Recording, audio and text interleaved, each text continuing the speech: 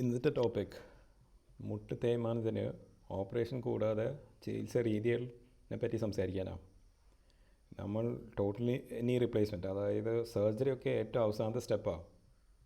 അതിന് മുമ്പ് നമുക്ക് 5 കാര്യങ്ങൾ ചെയ്യാം മുട്ടുവേദന മാറ്റാൻ. 1. നമ്മളുടെ വെയിറ്റ് കുറയ്ക്കാം.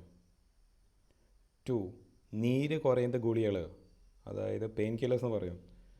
നീര് വന്നാൽ പെയിൻ വരും. സോ നീര് പറ്റുന്ന ഗുളികൾ കഴിച്ചാൽ പെയിൻ മാറും.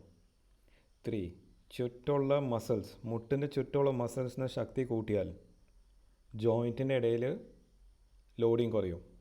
So exercise. 4.